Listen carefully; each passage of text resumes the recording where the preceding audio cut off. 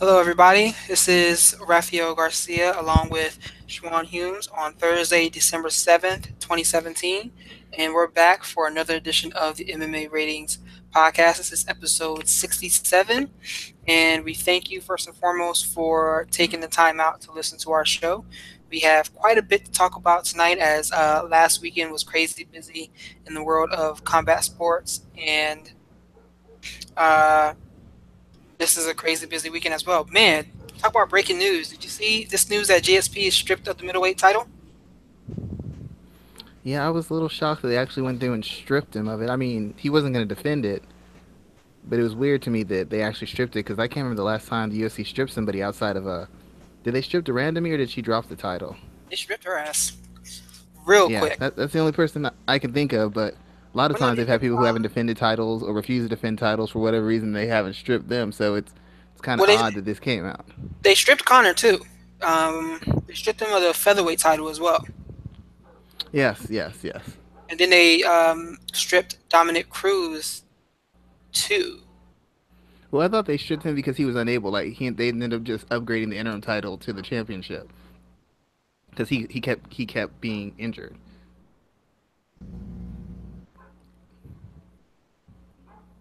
Okay, never mind. So, yeah, man. I'm seeing that the way that UFC is putting it is that GSP vacated. So we'll see what happens, man. This is pretty interesting. Now, Luke Rockhold and Robert Whitaker is now for the real uh, middleweight title of the world. So that's an interesting breaking news development. It literally just hit, maybe not even 3 minutes ago. Yeah, well, I mean, to be fair, it's the best case scenario for GSP. He wasn't going to defend it. They gave him a shot at the middleweight title. He got to win it. If he vacated it, then that's the right thing to do because he had no intention of defending it. So instead of hijacking the title, why not just give it up and at least leave a good memory in the eyes of the fans who are starting to get frustrated with him because he wasn't doing anything with the title except basically hijacking it or holding it hostage. Do you think he ever fights again? I'm not sure because if he's looking for a new I either assume he's looking for new challenges or he's looking for a payday, and none of the guys currently at middleweight or welterweight are really big paydays or really big challenges. I mean, not in the sense that he wants them. So I really don't know. I think he's actually going to come back and fight. I just don't know who he would come back and fight against. That's what makes me doubt it. Who would present an interesting challenge and an interesting payday? I don't know who that person would be. I mean, only person I can think of is Connor. Yeah, that'd be the biggest fight out there. It wouldn't even be close to be quite honest. There's nobody out there who generates that kind of money. I mean, Tyron Woodley, as good a champion as he's been, he's nobody wants to see him because his last couple of fights have just been boring. So he doesn't generate interest or money, and he's kind of a risk. So, from the instance of a lot of viable options for money, paydays, and interesting challenges, I don't think he fights again. But I think he's healthy, and I think he still wants to compete. I don't think he just came back for a one and done. I could be Well, wrong though. he's dealing with health issues as well, though. I wouldn't call him necessarily healthy, but he is dealing with some health issues that came out over this week as well. Yeah, that could be problematic. If that's the case, that could cause some issues. I mean, if I mean, you get to a certain point, your body just can't stand up to the strain of weight cutting, intense training, and then just stuff that happens to you as you get older. I mean, it's essentially what knocked out Brock Lesnar for a large period of time, and given GSP's history and his amount of fights and the wear and tear he's put on, any sort of health issue that sets him back for 6 months or a year is essentially pushing him right back out of the sport again. Yeah, so I mean, it was a pretty quick. I'm glad it didn't take as long as it did for some other fighters, but I'm interested to see what happens next for GSP at this point in his career. But I mean, that was definitely some breaking news I wasn't expecting tonight, and we also have some other stuff that I wanted to cover because we got a pretty busy week in mixed martial arts, pretty busy combat sports weekend last weekend, and one that's equally busy this week as well. So let's go ahead and jump right into things. Let's start conversing about some of the news that came out over this week, and perhaps the biggest thing is the main event. I guess this is probably the main event for UFC 220, where we have Stipe Miocic and Francis Ngannou.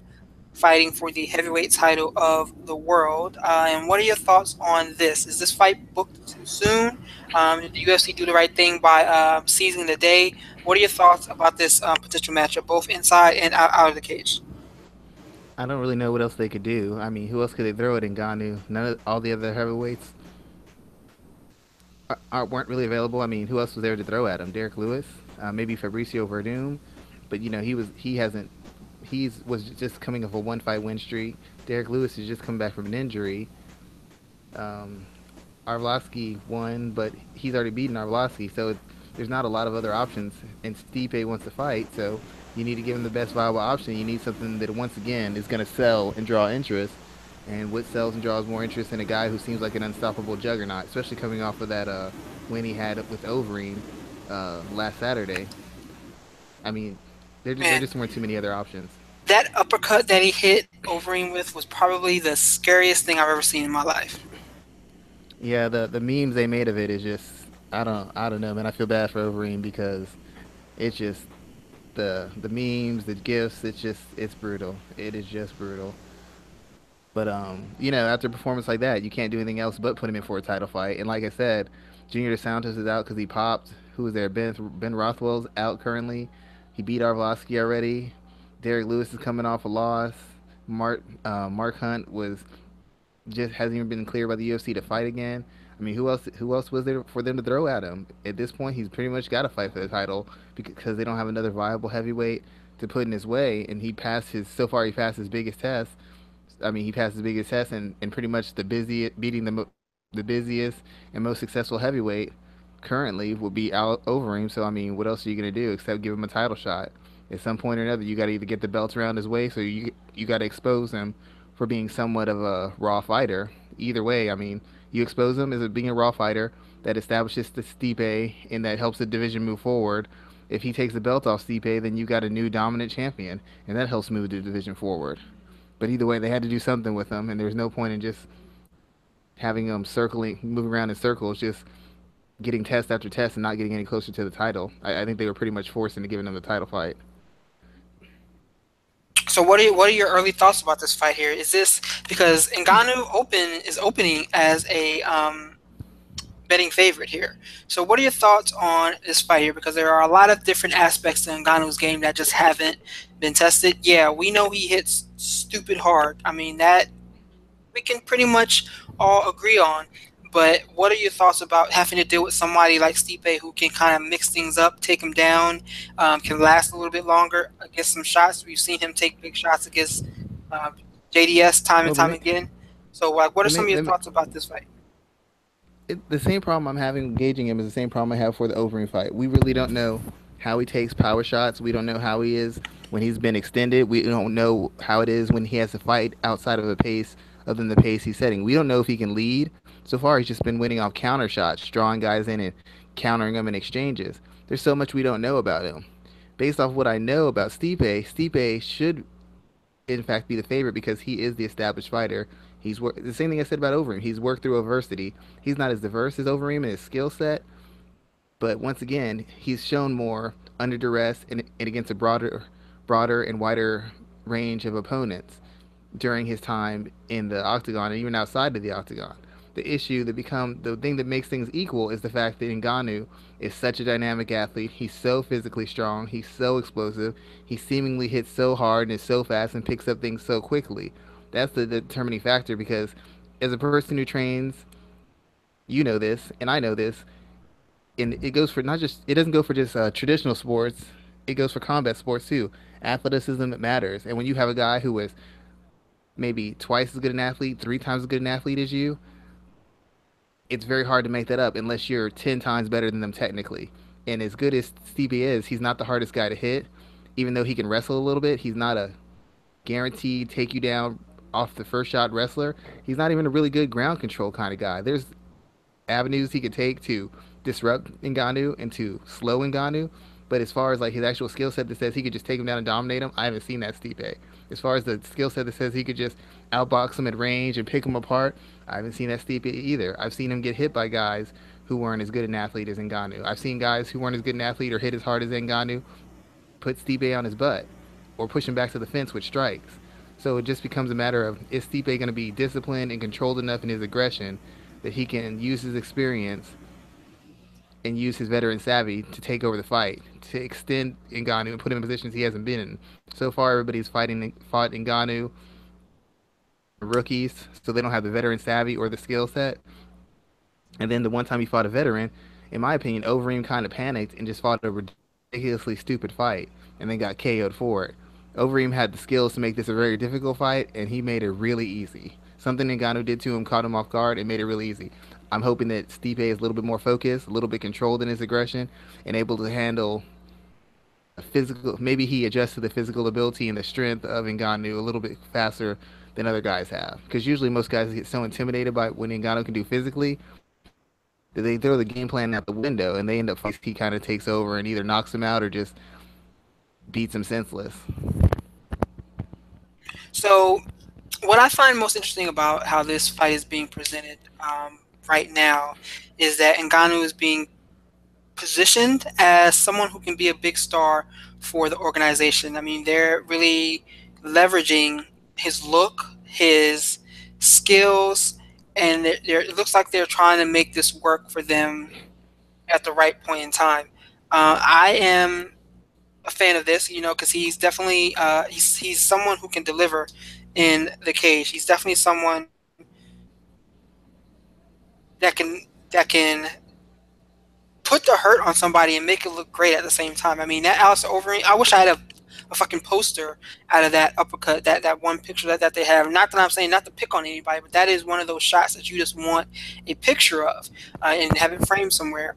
What are your thoughts about Ngannou as a star? Do you see him having that ability to be an attraction, to bring more people into the sport? I also saw someone even talk about him saying that we may be witnessing the Mike Tyson of MMA. I think that's a lot to say because Mike Tyson had other things that made him interesting throughout his career, good and bad. And it's too early to say that about Ngannou. That's a hell of a comparison. But do you think that this is a guy who Well, we the can thing look about at Ngannou, as a champion soon? he has a look. Oh, sorry, go ahead. Like No, go ahead. in direct combat sports, the heavyweight champion is always had the weight. They've always carried the reputation of being spectacular and standing out. And that's what they're kind of getting back to. All the other heavyweights, if you notice, you don't like heavyweight MMA because usually it's two big guys who, while they can do damage, if they don't knock each other out immediately, it ends up being two big guys who roll around and they're not very skilled and they're not very dynamic and they're not very exciting and they're not very violent in how they fight. And that's what's turned off a lot of people to the heavyweight mixed martial arts because it's so slow paced and grinding. You don't have anybody who looks like champion to look like. You want a heavyweight world champion who looks like a superhero. And when he fights, he destroys people. He levels people. He leaves an impression every time he fights. Ngannou does that. Ngannou does that. He's a great look. He looks like he was chiseled out of stone. He's dynamic as a fighter. He's got great athleticism. And unlike a lot of guys, he wants to talk to the public. He presents himself very well. He communicates very well as far as like the message he's trying to get across. And more importantly, he talks with his fists very well. So he has star potential. I mean, the biggest thing a lot of heavyweight fighters have been missing is the destructive power and the look. He's got both of them. I mean, Fedor is one of the best heavyweights of all time, but he didn't look like a destroyer. He didn't look like the way you would want a dominating heavyweight to look like. Frank Mir had a kind of a look at one point, but he wasn't devastating enough as an offensive fighter, and he wasn't tough enough as an offensive fighter. You want somebody who stands out and stands far above the regular people, where a guy thinks that he's unstoppable, that he's essentially a Superman, and Ngannou's built up that image so far because everybody he touches goes flying across the cage and stays down, not for 5 or 10 seconds, but we're talking about 5 or 10 minutes. So I think he has some potential because he has that look, he has sort of a charisma, and the way he's destroying people is the kind of thing that leaves impressions in people's minds. And that's something you haven't seen from heavyweights in a long time. It's usually like Cain Velasquez, who lands 2,000 strikes and takes you down a bunch of times and grinds on you. I mean, he sets a high pace, but it's not really exciting. It doesn't really leave that impression of him being superhuman. Junior Dos Santos would have been the closest thing to it, but Dos Santos didn't quite have that look. So I think that Ngannou has that potential, and I think he really could turn it around and become a star. I don't even think they really have to push him that much. If he has another devastating knockout or two, I think he pretty much starts his ascent into stardom, and I think people want a heavyweight who's unstoppable, who looks like he's unstoppable. I mean, that's what they got with Tyson. That was the whole issue with Tyson. Tyson didn't talk like a tough guy. He fought like one. He was destroying people. He was fast. He was explosive. He was dangerous, and that's what brought people in. And I think Ngannou's got some of that natural charisma, that natural charm, in both his fighting style and how he presents himself. So, last question about this topic before we move on to some other action. What are your thoughts about whether or not the UFC is what's the word? Jumping on this too soon because he is coming off of a big knockout. His fight is it'll be a little more than 6 weeks out from where we sit right now. Do you think they should have let this stew a little bit, or are they kind of seizing the moment? Because we all know what would have happened if they would have put Ngannou in some other fight. He would have had some freak accident, and Mark Hunt would have knocked him out or something like that, and then we would be like, well, here we are all over again. Do you think they're kind of seizing the time at the right point in time? I mean, even if they're rushing it, what else can they do? Mark Hunt's coming off a win, but he talked himself out of the fight because of saying he couldn't remember things. Supposedly, I don't even know how true that story is. But Mark Hunt's unavailable. Junior DeSantos popped hot. Overeem just got knocked out. Arlovsky's only won one out of his last 5 fights. Derek Lewis is just coming off a loss and has never looked dominant.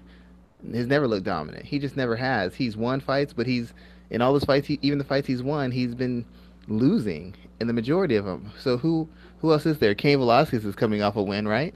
But is Cain Velasquez looked anything like a dominant fighter recently? He hasn't even been active. So who else is there to fight Stipe, which it looks believable? Stipe's already beaten Overeem. He's already beaten Verdum, and he's beaten other guys. So who is there to put as a challenge for you to actually take it seriously? Think about that. I'm They don't totally really have enough fighters. They don't have enough fighters. They don't have enough talent. They don't have enough of anything. like So they have to have the totally fight. agree. Could you imagine if Ngannou was in the Bellator Heavyweight Grand Prix? Could you imagine the carnage that would be? Yeah, you would have to think that he'd probably just walk through everybody. Then once again, unlike even the one thing about the Bellator heavyweight division is they might not have a lot of top name guys or a number of guys, but they do have guys with experience. Obviously, Chael Sonnen and some of the other guys wouldn't be much of a threat, but the guys he'd be facing would be more experienced than 90% of the guys he's facing in the UFC so far. That Now, is very true. I still think experience means something if you take advantage of it. But if you get spooked early, or you get too aggressive, or you just fight dumb, then it doesn't matter how much experience you have. You just eliminated it by fighting in a manner that's not conducive to you winning. And that's what I think a lot of fighters do. They have the experience, they just don't have the poise when they can't do certain things they want to do. So that's all I really wanted to sit here and cover on that for right now. So let's move on to the next topic. I guess I want to look back to UFC 218, where we saw Max Holloway dominate, not dominate. That's not the right word. Max Holloway defeat Jose Aldo for the second time in two straight fights, and kind of solidifying himself as the featherweight champion of the world. And first, I want to talk about what you saw in the fight. What are some of your breakdowns in the fight? And let's talk about legacy aspect. Let's see what happens from there. Uh, I just I just think that it simply came down to the fact that Jose Aldo couldn't hurt him. That's the main thing. Jose Aldo's never been a guy who could fight at pace. He's never been a guy who keeps a high pace or likes to exchange a lot or likes to lead. He likes to kind of sit back and counter. And when guys come at him, he counters, and he counters heavily. Leg kicks, straight shots, counter hooks, shots to the body, whatever you want to call it. He counters heavily. And when he counters guys get scared off. They get scared off because they know they can't take that power. Guys usually come at him fairly aggressively. They take some leg kicks, they take some jabs, some right hands, some left hooks, some right hooks, uppercuts, knees, and all of a sudden they don't come as aggressively. They make a silent agreement that I'm only going to push so hard, and if they only push so hard, then Jose's only going to counter so hard and only counter so much. And they fit into a rhythm where he takes over the fight and he just coasts the way out, all the way out. And then he has a few spots where he explodes with some offense. The problem he had with Max Holloway is he couldn't really hurt Max Holloway. He knocked him around like the first fight. He scored some shots. He made him feel some pain, but he couldn't really hurt him. He couldn't do enough damage where Max Holloway said, I don't want to push forward. I don't want to throw volume. I don't want to let my hands go. Max Holloway took everything he had to offer, and then Max Holloway slowly ramped up his pace and ramped up his physicality and ramped up his volume.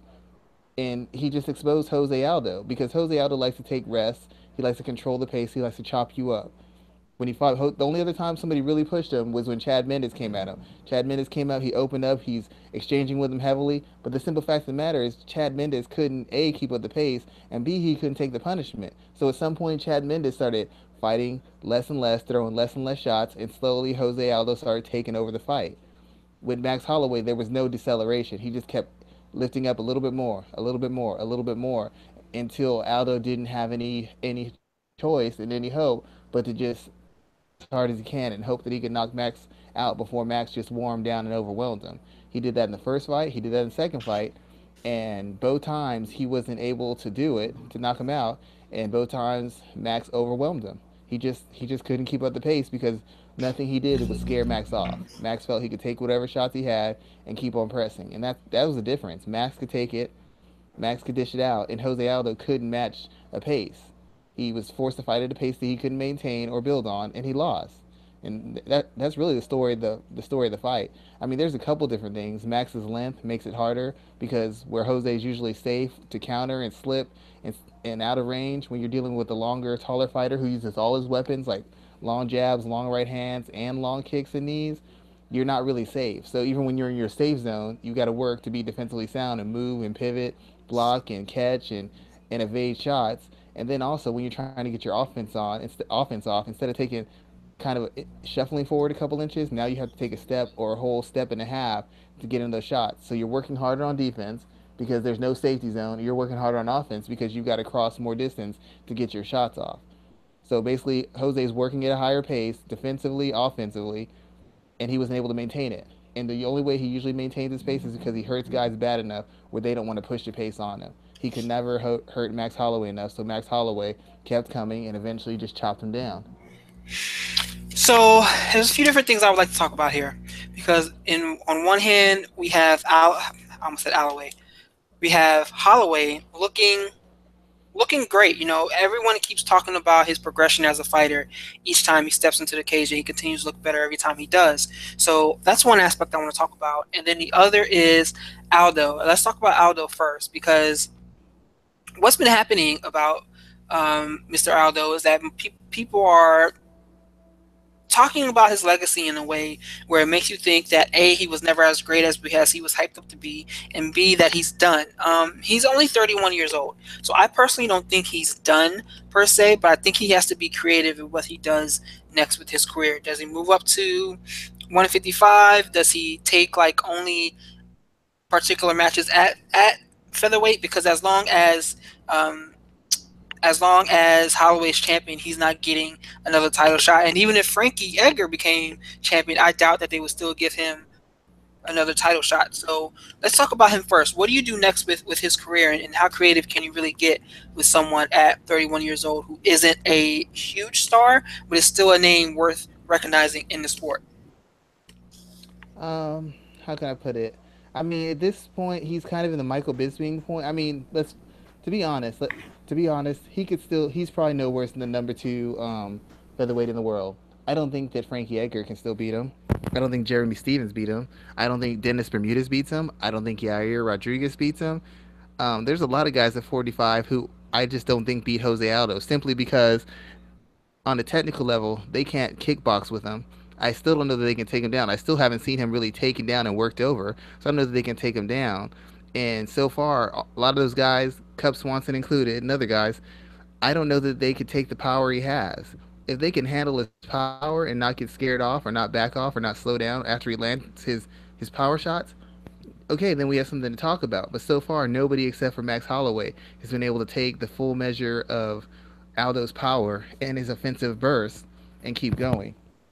We've seen Frankie Edgar try it twice. And you can say Jose Aldo's slowing down, but if he's slowing down, what's happening to Frankie Edgar? He dominated him even more than he did in the first fight. And a Hmm. lot of these other guys don't have the width of skills that Max Holloway have, nor do they have the chin, and they definitely don't have the ability to fight at the pace that Max Holloway fights it on a regular basis. So I can't say that Aldo's past his prime. I can say he's no longer elite because there's the gap between him and everybody else has closed, but he's still far and away ahead of most people in his featherweight division. The only thing is, those guys don't generate money. Those fights don't generate interest. Him fighting Ricardo Lamas twice again, nobody cares about that. Him fighting Cub Swanson, nobody cares about that. Him fighting Brian Ortega is a big risk, but it doesn't. It's a big risk for him, but it doesn't really pay the money he wants, and it doesn't do anything for his career as far as moving him up. Where he'd have fights where people might care, people might be interested to see it, as if he moves up. And wait, we've already seen him at 45, and we've seen him beat the majority of these guys. Do we want to see it again? Am I paying money for that? No. But if he moves up, I might. As far if he wants to make money and kind of make a impact, I would think he'd have to move up. If he just wants to keep fighting and stay in the loop and hang around long enough to get another shot at the title, Holloway moves up, then he just stays a featherweight and just keeps going there until he either declines or until he works himself back into a title fight. So, would you like to see him go up to lightweight? I wonder if he could go to another promotion. Like, I wonder how many fights he has left on his contract, and would he be able to go over to Bellator and kind of reemerge, not reemerge, but just kind of be successful there. I think he's someone that definitely could, because we haven't seen him necessarily wilt. Like well, I mean, actually, as I say that, he has been one-shotted, and Holloway did basically put him out via strikes twice. So it's even hard to really say that. Do you think he's someone Well, we have to that? remember very few people can do what Holloway did, though. Holloway has already run through the entire featherweight division. Essentially, before he won the title, he almost beat everybody who's somebody at featherweight. So it's not like Holloway's just some tough guy who has skills, or some busy guy who doesn't have tough. He's a good combination of skills, and he's fought more than Jose in the past couple of years. He's fought a better level of competition, and he's been more active. It's not like Holloway's some kind of pushover, and losing to him is some indictment on Aldo's ability as a fighter. Because at featherweight, he's, like I said, the clear number two, and the difference between him, the number two, and the number three guy, is the difference between, I don't know, me and LeBron James. It's just that much of a gap. He's that much better. He's still on decline, but what other guy at 45 have you seen fight well enough where you say, well, he could take Aldo? I mean, Aldo didn't look as dominant as he used to, and Holloway's got his number, but I can't say I see Jeremy Stevens wiping the floor with him, or Frankie Edgar, or Cub Swanson, or Brian Ortega, where I bet money on them to beat Aldo. He hasn't slipped that much, not yet.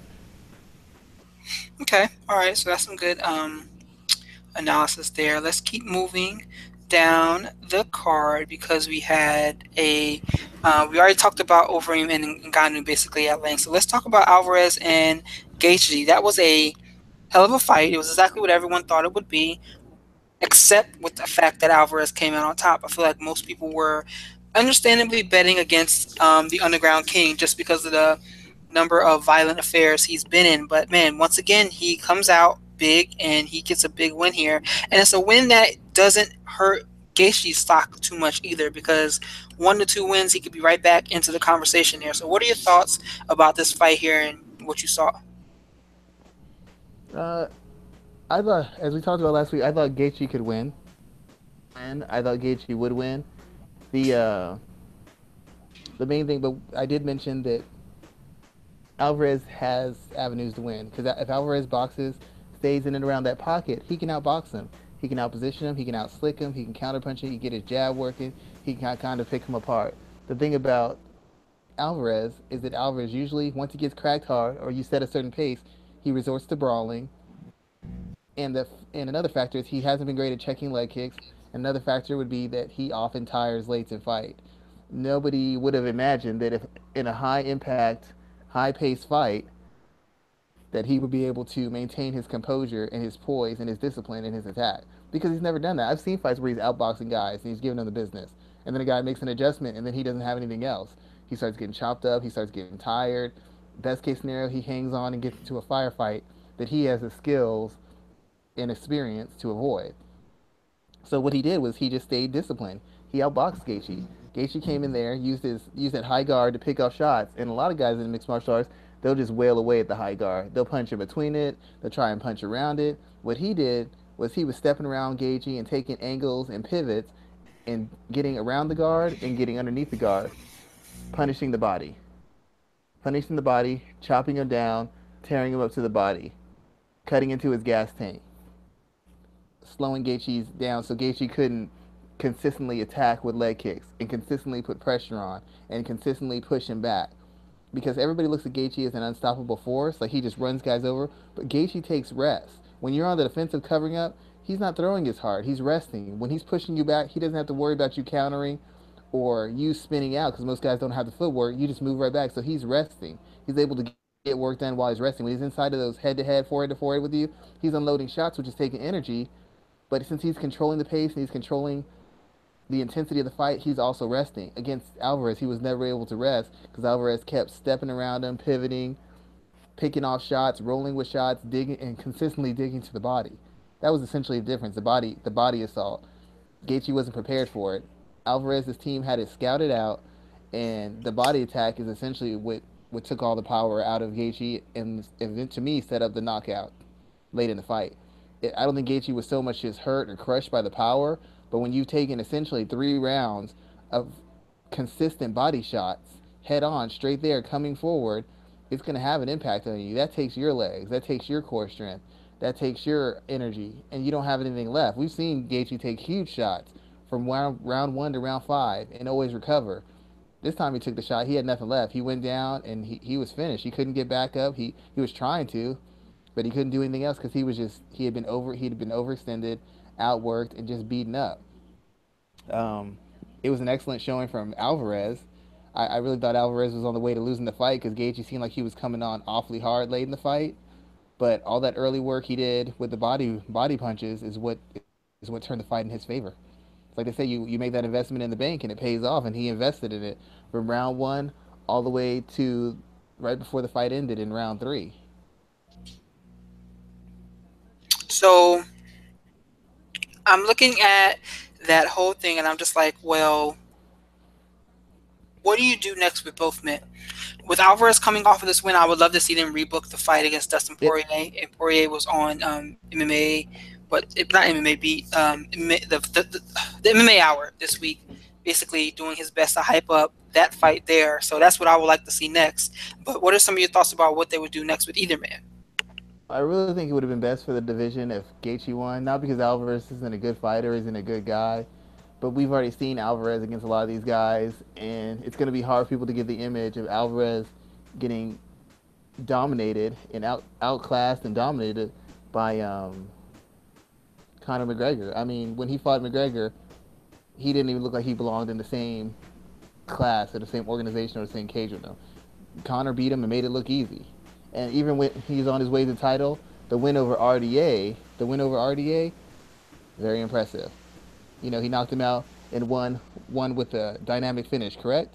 But the wins over Pettis, that wasn't really a barn burner. The win over Melendez, that wasn't a real barn burner either. And the fight against Tironi, he lost. He came out, controlled the first round, but then started getting chopped up with leg kicks. He got worn down and eventually lost the decision. So it's not like he's been such a dominant force in the division. He's won, but a lot of his fights have been close wins, tight wins, where he's taken as good as he's given. So it's kind of people already know who Eddie is. This win helps him and it helps his brand.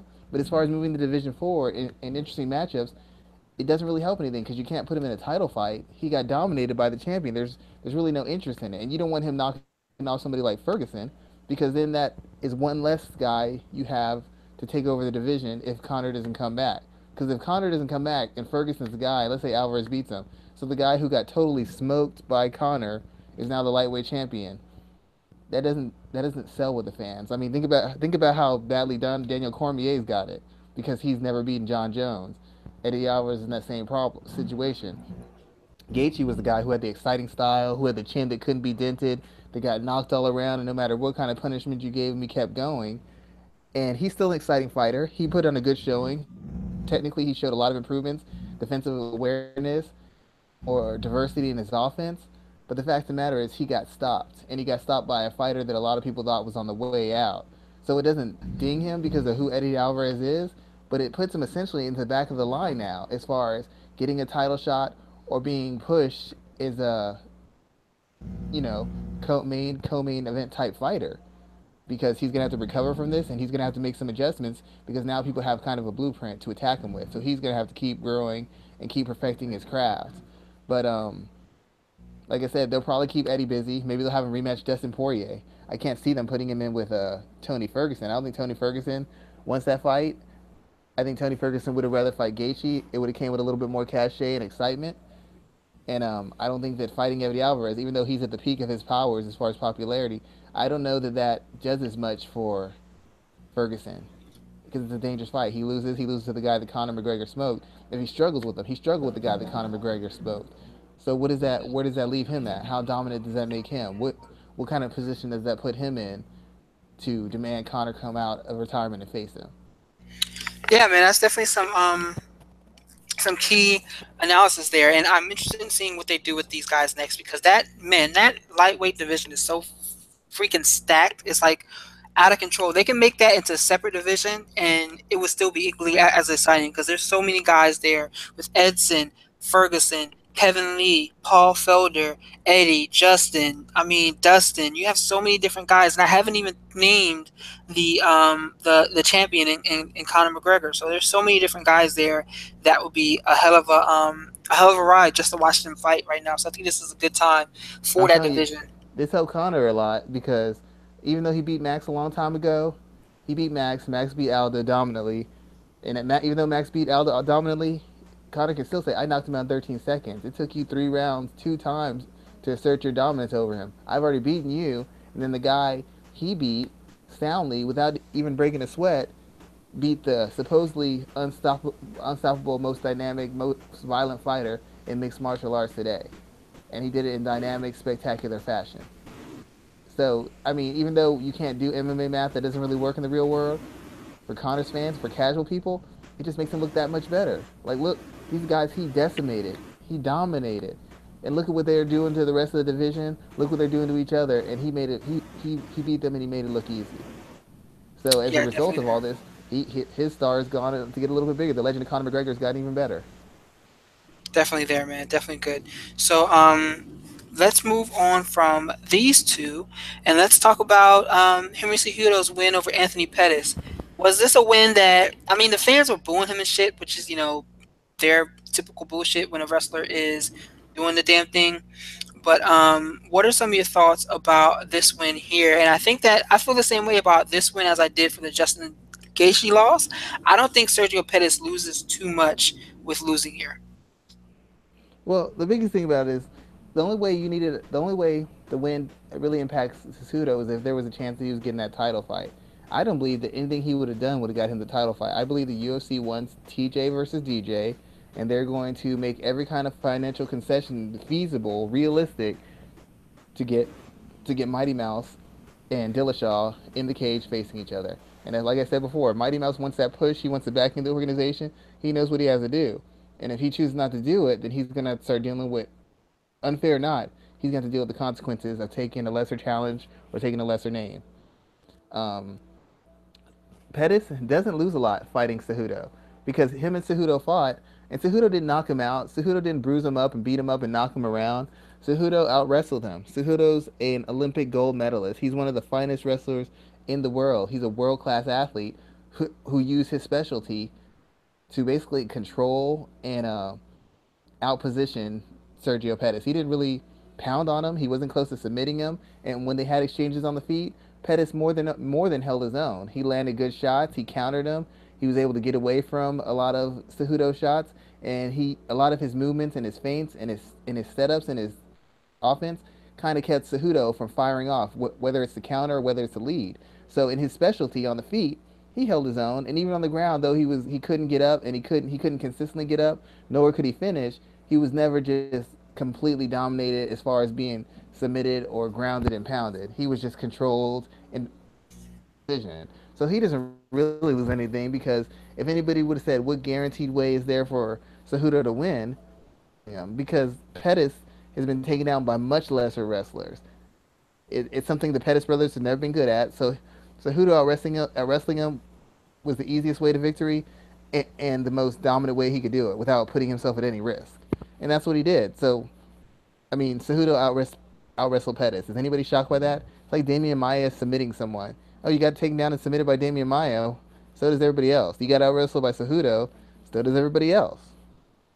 It doesn't take anything away from it. It's not a huge setback. It's not a bad look for him. It just means he can't wrestle on the level of a Olympic gold medalist wrestler. But then again, who can? Then again, who can? That is a key question there. I So will give Cejudo credit for one thing. He made the fight easy. He could have gotten to exchanges. He could have really tried Pettis on the feet. And even though he's a better athlete and he's dynamic and he's explosive and he's durable, Pettis is a very seasoned striker. He's a very technical striker. He's a very patient and strategically and situationally aware striker. So if he was going to try and trade hands and kicks with Pettis, he was going to give Pettis a lot of chances to win. He decided to take it out of the judges' hands, in the sense of take it out of the hands, take all the risk out of it, and just go to his key strength. And that's what he did, and that's not exciting. But given the fact that I don't think he was going to get the fight with Mighty Mouse, no matter how he performs, and given the fact that he's just coming off before his win over Wilson Hayes, he had lost 2 fights in a row. He couldn't afford these setbacks, so he needed to fight as smart as he could and just keep himself in the general vicinity of a title fight. He didn't need to go crazy. He didn't need to prove a point. He didn't need to put on a show. He needed to get wins. That's what he needs. That's at the end of the day, this is what matters: winning fights, and that's what he did.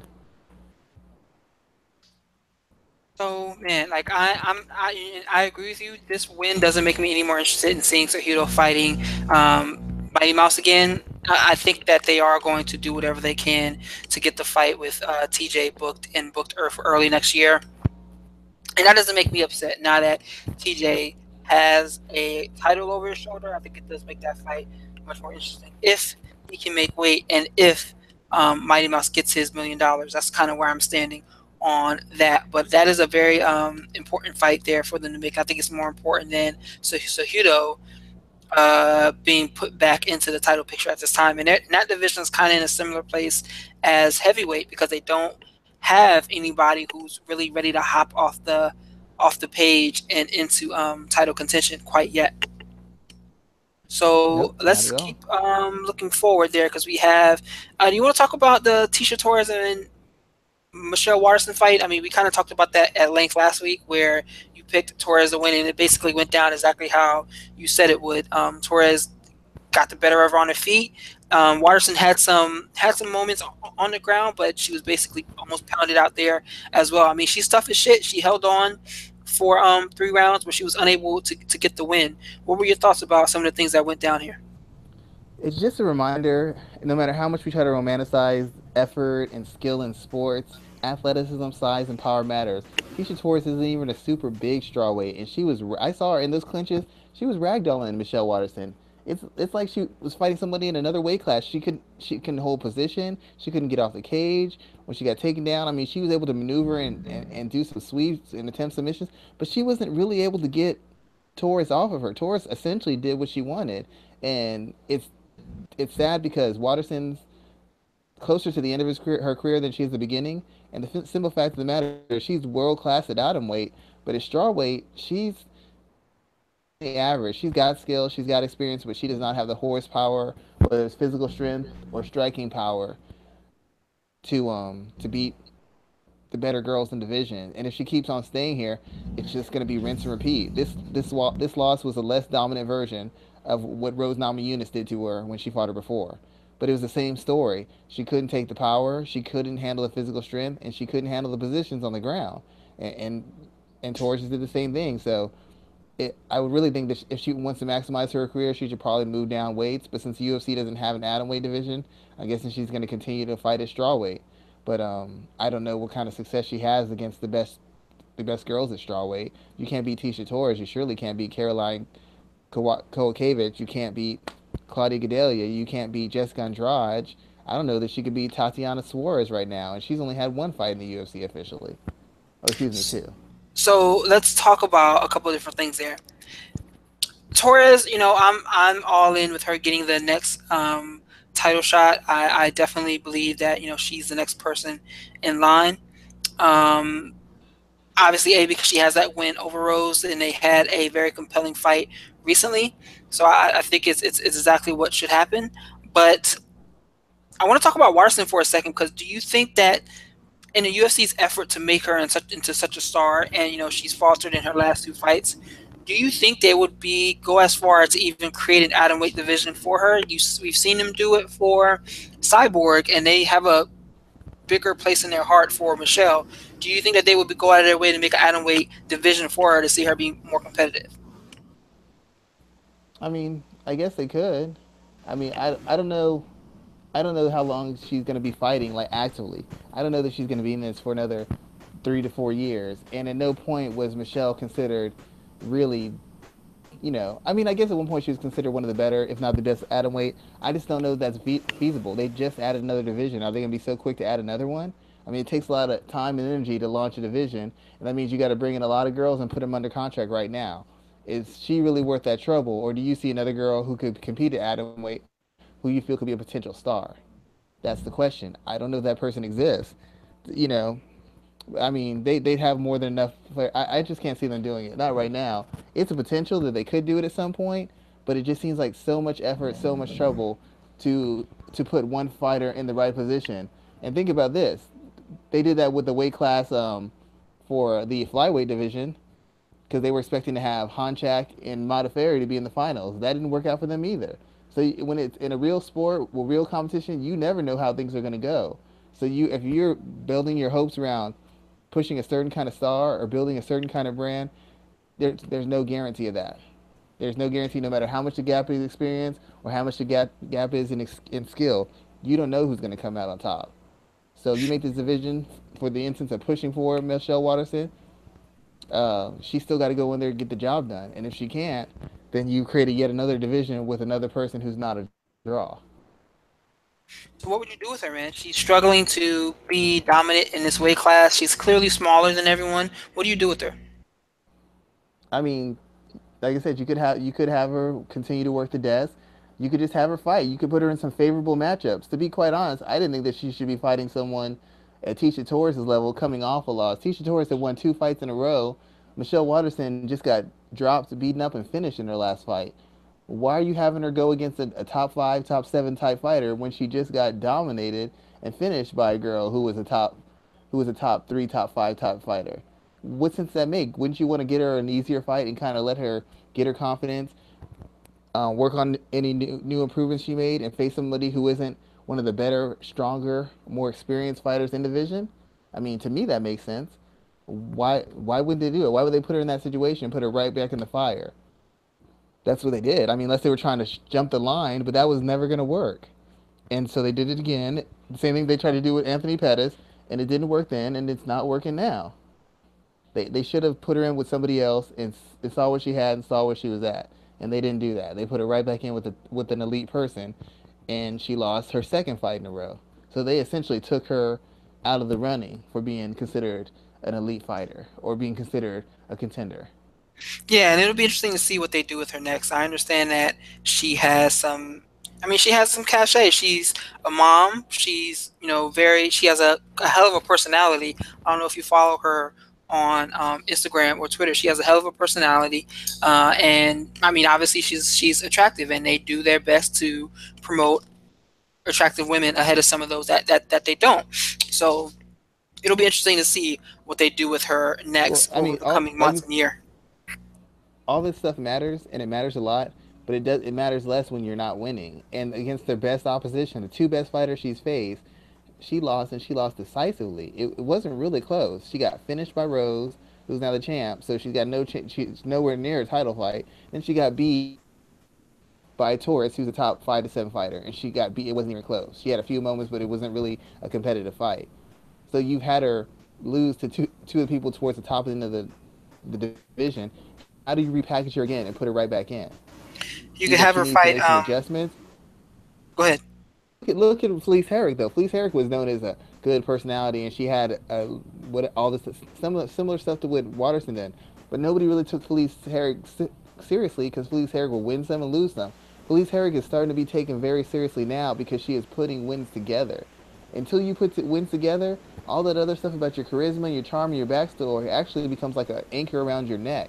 It holds you back more than it pushes you forward. Your story is only interesting if you're winning. Your charisma only really matters if you're winning. Imagine if Conor McGregor talked the trash he talked, but he was 0-5 in the UFC. And that's very important there because Felice Herrick is a very good example because she's 4-0. I mean, she's put together a four-fight win streak.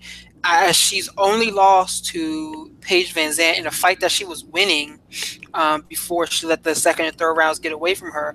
I think she does need to be taken much more seriously in this division, and I'll be interested to see what they do with her next and where they can put her, because she's one of those type of fighters that can derail a prospect if they throw them in there too quickly against her, or she's someone that can surprise a lot of people and find herself in the number one contenders position. And she has personality. She has everything of the makings to be a champion, whether you like her or not for how she originally presented herself. I definitely think she is a threat at 115. Well, the thing about Fleece Herrick is she played the game right. It's like somebody who made all the right decisions, saved their money, went to school, got a good job, and now they're having fun in their late mid 20s, early 30s. They're just having a good time. And the other people who partied, hung out, went around, spent money, stayed up late, didn't focus. Now they're focused on trying to establish the financial stability life. She's already set up a social media presence. She's already got her connections. She's already established herself as a dependable marketer or a person worth sponsoring. So now at this point in her career, all she's got to do is focus on getting better, focus on refining her skills, focus on diversifying her skills, focus on making the most of the experience and the talent she does have, because she's not a top end athlete. She's not a top end kickboxer, not a top end grappler, not a top end boxer. She's a woman with good athletic skills, good but not great technical and strategical skills. What she excels in is situational awareness, because she's fought all types of fighters at all types of levels and been put in all different kinds of ranges and places and positions that have helped her accrue experience. And because she has that experience, she's able to figure things out, work her way out of bad spots. And when she's facing these fighters who got great athletic skill but limited experience, their skills, she exposes them. Kaylee Curran, great athlete, great physicality, great durability, great pace, but she doesn't have good situational awareness. Casey Courtney is great physicality, great power, is great on the ground, but she has bad IQ. She has bad IQ, and she has limited creativity in her offensive skill sets. When she fought Justine Kish, another physical, dynamic person who's got a good balance of skills, but she lacks cage IQ. She lacks the experience that gives her situational awareness. Felice Herrick is taking advantage of all these girls because they are lacking in what a lot of girls in this division and other divisions are lacking. They're lacking the number of fights, they're lacking the amount of experience, they're lacking the quality of experience she has. And now that she's not focusing on building her brand as much, she's focusing on her craft, she's able to exploit them for all the little minor mistakes, um, minor hesitations, and lack of development and skill. She's exploiting every single one of the holes they have, even though she's been consistently outgunned by all the girls she's fought in the past, what, year and a half to 2 years. Yeah, that's definitely I mean that's definitely some true analysis there. That women's strawweight division is going to be hella interesting to watch because we got Cynthia Calvillo, we have so many different names in that division that you may forget about, but in reality they are all dangerous. Hell, Mackenzie Dern is fighting tomorrow, and she actually made weight, so we don't Well, now know. she moved up. Did she move up weight class? No, no, no, no, no. She was always at 115. She just never had made 115. Or was she actually fighting at 125? Either way, this is the first time she's ever made weight in her professional career. She came in at 115.9. So I thought she was always fight. I thought she moved up. Well, no. If you say it, then I haven't kept up with it, but I thought she had moved up. no, I don't think she moved up for this fight. Let me check. Let me check. Let me check. You might be So right. while I'm looking at this, let's move on to the Bellator 189 card, where we had Julia Budd defend her title against what's the lady's first name? Something Blinklow. What's her first name? Help me. Who did Julia Budd beat on Friday? Say it again. Who Oh, she did beat Arlene Blankhouse. Arlene, that's her name. Yeah, I'm sorry, her first name escaped me. But yeah, man. So I'm sorry to pick back up on Mackenzie Dern. Yeah, she came in her last. She's always fought at 115. Her last fight she had was at 120. She missed weight, and then she made weight, or she missed weight again at 118. So yeah, she's never made weight. But anyway, oh, okay. So she's fighting at flyweight. So yeah, she did go up in the weight class. Yeah, I figured she No, was she gonna didn't. have to. Now that the UFC has one conspicuously, all of a sudden she's willing to move her weight. That makes sense to me now. So her last fight was at flyweight, but today she weighed in at 115.5. So let me see. I don't know what weight class this fight is going to be at. That's a good question because her last fight was at 115, was at flyweight, and that was back in October. But today she weighed in at 115.9. But anyway, that's neither here nor there. Let's talk about Julia Budd. She looked good in her win, man. She has not lost since she lost to Ronda Rousey, which was years ago. What are some of your thoughts about that? Wait a minute. Who are we talking about again? I just totally slipped my mind. Julia Budd. Julia Budd. She's actually a good fighter. Because she's built her way up the hard way through the anatomy of her career, and she's got a good physical skill set. She's got a broad range of skills, and she's durable, and she's got good cardio. In her last fight, she didn't look particularly stand out though. She looked pretty. She looked unfocused. She looked a little sloppy, and that loss. While I think it was I was fairly confident she's gonna win. I can't say that her performance left me with an impression that says she's going to be a dominant champion or somebody that Bellator can push anytime soon. Because Bellator is looking for somebody to push. They're looking for a dominant champion, but every time they get behind somebody, people seem to or make a big error that puts them on the outskirts and basically waste the time and money that the corporations put in between them. I think she's probably, as far as the world over, she's probably a top 2 or 3 featherweight, but part of that is just because the division's so thin. I mean, the UFC has a whole division in it, and we hardly have anybody in it. We just have the only legitimate featherweight they have is Cyborg, and everybody else is who's fought for the title or who's currently fighting for the title is moving up from bantamweight. So it's a really thin division. So being the anything except the top fighter in it doesn't mean as much. Um, I like the fact that Bud's getting some push. I like the fact that she's getting some burn from Bellator. I just don't know what her repeatedly defending the title means in the grand scheme of things because I don't think she beat Cyborg. And given that last fight she had, I really think her stock has taken a little bit of a hit because they were one hoping that she'd be a dominant champion after that win over Kunin. Arlene wasn't supposed to be a test, and she put in a lot more work and put up a lot more fight than they were expecting. Yeah, and that's definitely true. I will agree with you on that there. I think that's something that's interesting about Bud in Bellator is that they're building up their featherweight division. They're building up all of their women's divisions actually to, I guess, like for the future. So it'll be interesting to see what this next year looks like for them when it comes to women's MMA because they've made a lot of key um, acquisitions across the that featherweight and flyweight that are very interesting from a long term standpoint. I mean, even like names like Heather Hardy and others, they're very interesting in what they have planned for them next. So we'll see how this works out Well, for the them. But the, the I like flyweight was Bud. given more time to marinate though. Say it again. Like the flyweight, they were they've had lots of people fight. Featherweight, the only hard part about it is just so thin. It It's is. just such a thin division.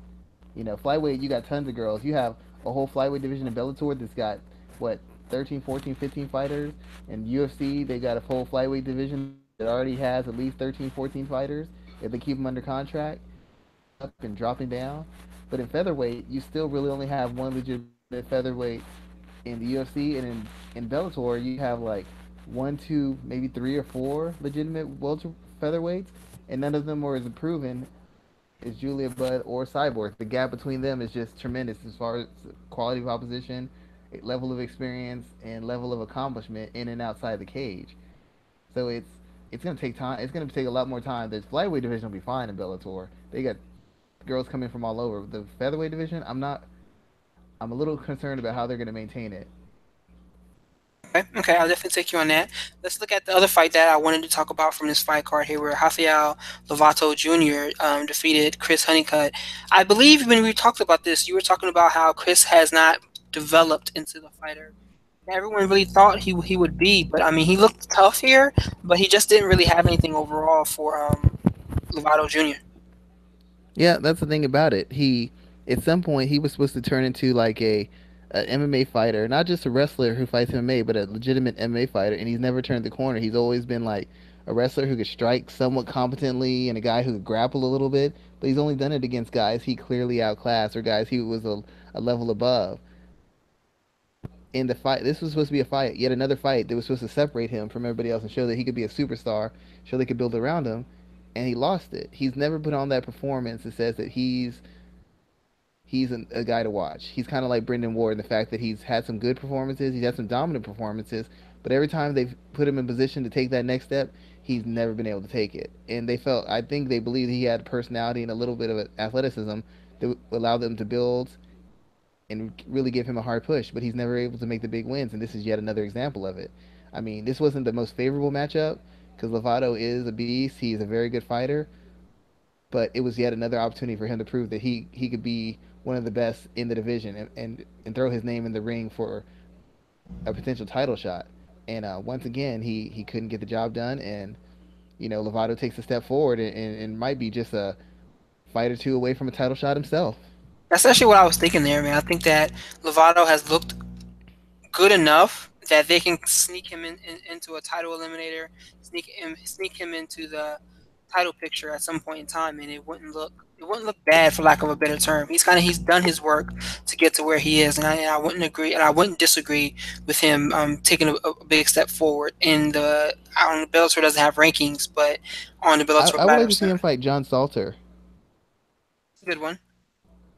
John Salter, he's a middleweight who's I think he's won two or three fights in a row, but he's never been able to get that big name fight. I think seeing him having Salter and Lovato fight would be a good eliminator. A title challenger, if not the next title challenger after Sakara, the title challenger after that. I mean, I pretty much expect Gegard to be the next um, title challenger at some point in Yeah, I time. expect him too. But you just position yourself for like, okay, he gets the title. Who's he going to be defending against next? True, And him and true. Salter um, have similar have similar runs right now. So if they both fight each other, that guarantees one of them the spot, and both of them I think really want that shot. I'm not going to disagree with you there. So let's continue going forward and let's talk about. Let's see. I want to talk about the Tough 26 finale, which was Friday. I don't want to disrespect those fighters and not talk about their fight at all. Uh, the main thing, we got a new champion in Nico Montano. She defeated Roxanne Modafari. What are your thoughts about that fight there and what the outcome was? Is that something that you expected, or were you shocked at the outcome? I honestly thought Modafferi's. I don't know if I was voting with my heart or my head, but I thought Modafferi, given her experience, her level of experience, competing with the best over this period of time she's been in mixed martial arts, and the fact that she's on that run, I really thought that she would have enough to eke out a decision or possibly finish Montano. I didn't think Montano was as dynamic an athlete as Eubanks as far as her explosiveness, her speed, or her physical strength, and I thought that the the le- thought that lack of dynamic athleticism would allow Roxy to have her moments and take over the fight. After the second round, it looked like Roxy was doing that. She was landing the shot. She was putting the pressure on her. She was putting her in bad positions. It looked like Montano was panicking a little bit, but Montano showed a lot of poise. She showed a lot of grit, and she made adjustments. She stopped letting Roxy take control. She was countering aggressively. She kind of started figuring out the read on Roxy's striking because Roxy's improved her striking, but she's not a natural striker. So a lot of her striking is going to be by the numbers, the one, two, three, four, the twos and threes. It's a little bit predictable because she's not dynamic. Her combinations aren't organic. They're kind of limited by her lack of natural striking skill and by her lack of athleticism. And once she kind of figured out the read on Roxy, you started seeing her counter. Once she started countering and making Roxy hesitate, she started pouring on the volume and the aggression. And when she got into clinches, And when she got into exchanges, she was very physical. She touched Roxy to the body. She grinded on her in on those clinch exchanges. And when she went for takedowns, she put her down and she once again grinded her on the ground. She was just essentially, to me, she wore out Roxy.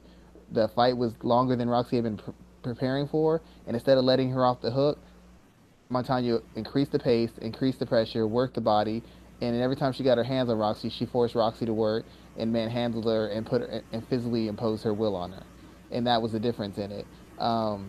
If Roxy had one half of the athleticism that Sajara Eubanks had, she would have finished Montano because she was able to land shots. She landed clean shots, and even with her lack of power as it was, she backed Montano up. She stunned Montano a couple times. She stopped her dead in her tracks. But Roxanne is such a non-athlete. She's literally a person who gets by on experience, veteran savvy, situational awareness, and skill. That's all she gets by on. She's not super strong. She's not super explosive. She's not super agile. She's not super fast. She's ordinary in every single aspect except mentally and technique wise. That's where she separates herself from. But it wasn't enough for somebody like Montano who was able to basically just wear her out. That's what it came down to. She was able to create a pace and create instances that were just going to take the spring out of Roxy's step and push the fight at a pace that she couldn't control. And once Roxy was able to control where the fight took place or the pace of the fight, she started losing. And she's not the type of fighter who's dynamic enough to land one punch and turn it all around, or score a blast double and turn it all around, or throw you on your head, get position and finish you. She's not that type of fighter. She's a 1, 2, 3, 4, 5 structured fighter, and she has the physical tools of a fighter who has to go through all the steps because she lacks the physical ability to go from 1 to 3 to 5 or from 1 to 5. And that lack of physical strength, that lack of power, that lack of explosiveness is essentially what cost her the fight. When she got that armbar, if she'd been a dynamic athlete, she explodes in that armbar. Finished. If she has even above average punching power, she puts Montano away, but she doesn't have above average punching power. She doesn't have above average explosiveness to force the fight on the ground, and she doesn't have above average explosiveness on the ground to just force those submissions, force away those submissions. And that was basically it. Montano's size, physicality, and her aggression basically just chopped Roxy down. And she gave it a good go. She showed the ultimate level of class and that martial arts spirit and wanting to take on the best challenge and taking full opportunity of whatever challenge was presented to her. But it showed the hard limitations of what happens when you're an older fighter and what happens when you're a fighter that isn't blessed with some kind of basic level of physical ability. You have less room for margin, and that was never more true than what was shown in the house when she fought Sajara Eubanks, and when she fought outside of the house when she fought Montano. So let's talk about Eubanks for a second here because she missed out on basically what was a six-figure payday. And she's come out about her issues trying to make the weight, which was a big concern there. Um, but me personally, I don't think she's ever going to get this title shot back. I'm not even going to front. I don't think she's ever going to get this title shot back, and that's one thing. The other is the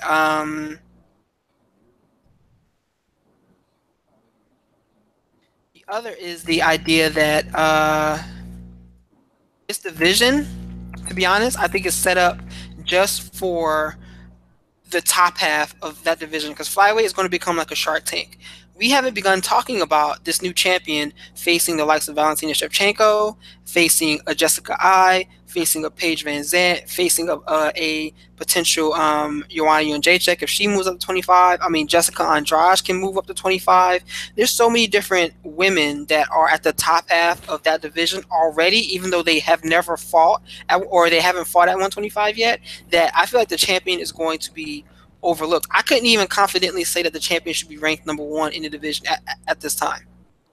Well, I feel you on that, and I agree with the skill level. But the fact of the matter is, especially the girls who are dropping weight, the girls who are moving up, it's a little bit different. But the girls who are dropping weight, we don't know how they look to that weight. In fact, we don't know the girls who are moving up how they're gonna look at that weight. Remember, Beck Rawlings said, if I fought at flyweight, you see a brand new Beck Rawling. I saw Beck Rawling fight at flyweight. It was the same old same old Beck Rawling. She had the same technical flaws and strategic gaps that cost her at strawweight, cost her at flyweight. The extra weight, the amount of weight she didn't have to lose, didn't help her fight game at all. So while there are people with better skill sets better physical tools who just, if you look at paper, on paper, what they could do, and just being a fan of mixed martial arts, you'll assume Claudia Gadelha will wipe the floor with Montano. You'll assume that Jessica Andrade wipes the floor with Montano. You assume Valentina Shevchenko wipes the floor with them. But we don't know that these people really do that because we haven't seen them at the weight class yet. But based on skills and experience, what they've done at other weight classes, we know that. But you move them down a weight class, and all of a sudden they're not the same fighter. They might not be the same fighter. Most likely they will be, but there's a good chance they're not. As far as who can make the weight, the girls who can make the weight and the girls who were in the competition were the ones in the house and the ones who were on the tough finale.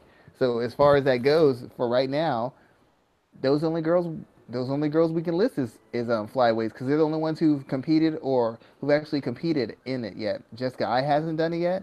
Beck Rawlings did, but she lost her fight. And the only other flyweights who competed are the girls who were in the house. Paige Van Zandt will be competing very soon too. I think It's Jessica hard. Eye is undefeated at flyweight though. She's fought at Yeah, flyweight before she she's moved un, she's undefeated into the other UFC. places. She didn't Yeah. fight in the UFC yet, and she hasn't made flyweight in a long time. I'm not saying she can't do it, but she hasn't made that weight in a long time. We don't know how she's gonna look in it. Hoyer was the dominant world champion at 147. When he moved back down to fight Manny Pacquiao, he was a zombie and he got beat within an inch of his life. I'm not saying it's most likely going to happen, but we don't know how they're going to react. Remember, Lauren Murphy moved down. She was supposed to dominate that competition. She got knocked out in her first fight. And even in the fight on the tough finale, she didn't look dominant. She looked better than she usually looked, but she didn't look like she was some world beater. I mean, you just never know. Moving down weight or moving up weight isn't a guarantee of success. But yes, based on skill and experience, Montano is not safe. And the thing is, she's a champion, which means they can't hide her. They can't match her up with no names or debuting fighters or fighters without a lot of experience. They've got to match her up against the very best in the division. So whoever comes in that division and drops down and can convince Dana to give them a title fight immediately or can win a quick fight and call her out is going to have the first shot at her. And based off just skills and experience, there's a lot of girls who I think would just wipe the floor with her right now. Claudia Gadelha, if I'm her, I'm trying to get a title fight. Jessica Andrade, I'm not trying to get a title fight at strawweight. I'm trying to move up a weight class and get a shot at Montano because she's a champion. She has a defender belt, and you can get by on the accolades you built at another weight division and just demand a title fight and see what happens. That's very true. There, I mean, It's they need someone. They're going to need some star power at that division, and they're going to need it quick. And for Banks, I feel kind of bad because I felt like she had some potential, but especially given her age and how much weight problems she had making the weight throughout the house, I really don't know that they're gonna let her fight at that weight class because now it's public knowledge that her kidney failed, and you can have an explanation for that, but your kidney failed trying to make this weight class. I don't know how it makes the UFC look if they let her try to make this weight class again when they have it documented on TV that she had a hard time making the weight class weight twice, and then she had a kidney failure on her way to trying to make the weight class now. I don't know if they can, in good I don't know. I don't know if they can let her compete at that weight class without catching some flack. And I don't know if it's worth her health to risk her fighting at that weight class. She could say it was a bad cut and this and that happened, but I mean, we've seen you have two other bad cuts. And this is for the biggest fight of your career. You thought you'd be, if any cut was going to be good, you'd think it'd be this one, and it wasn't. So I don't know if they can let her Yeah, I fight mean at that weight. that's definitely I mean, very kidney failure. That's telling. that's not. She got tired. It was hard. She felt sickly. Her kidneys failed on her, and she had to go to an emergency room, costing herself a title shot. You know. Yeah, I'm So definitely not going to argue with that at all. Like I said, I don't think she ever gets this title shot back, and I think she ends up having to kind of just figure out what's next because she's not going to go up a weight class, so that's there. And then on top of that, where do you put her? So this is just a crazy situation for her at this point in time. yeah, she had to prove she can make the weight. She had to fight at least a time or two and show she can make it and look good, because like you said, we've already had a title fight ruined because you couldn't make weight and you almost and could have possibly killed yourself. And imagine how that looks to the UFC.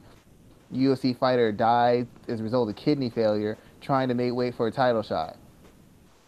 It was documented on the show. She had a hard time making this weight. Why would you have a person who can barely make weight fighting at this weight class for a title? It just could have went so much worse than it did, and it didn't really go that good for her in the first place. I mean, if she wants to continue fighting that weight class, she's probably gonna have to win two or three fights, and she's going to have to show that she can make the weight class in a healthy manner. And once your kidneys fail, I don't know that it's, I'm not going to say it's impossible. I don't know enough about health, but I would think that's a good sign that you may not be able to continue to doing this the way you're doing it or the weight you're doing it at.